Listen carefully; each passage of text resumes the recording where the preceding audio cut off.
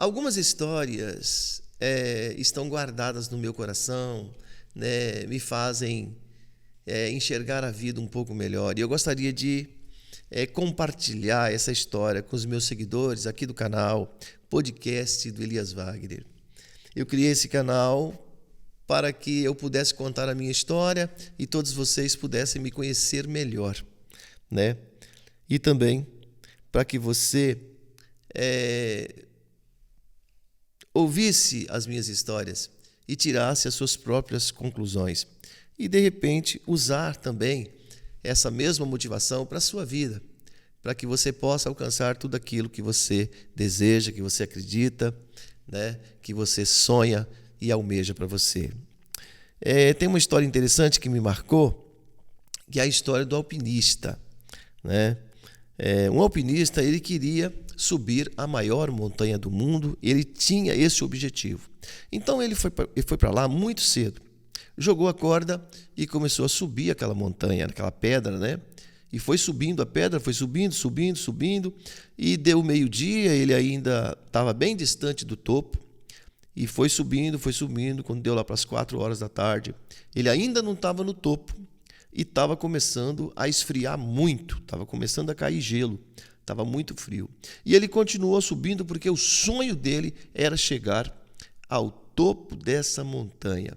E escureceu, de repente ficou escuro, e ele subindo, de repente ele escapole, né? Ele perde o controle lá em cima e desce e cai de montanha abaixo. E ele vem caindo, bate numa pedra aqui, bate em outra pedra ali, e de repente a corda se agarra em algum lugar dessa montanha.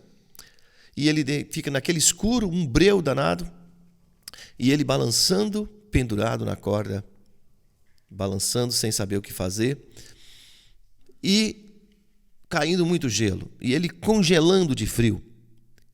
E ele gritou para Deus que ele salvasse ele ali naquele momento, e ele, sem acreditar talvez nisso, né? Ele ouviu uma voz que dizia para ele dentro do ouvido dele: corta a corda.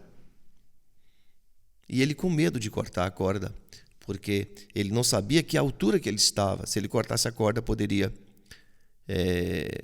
morrer, né? Na queda. E ele ouviu a voz: corta a corda. E ele não cortou a corda. No dia seguinte, as pessoas foram procurar esse alpinista, porque ele não havia chegado em casa.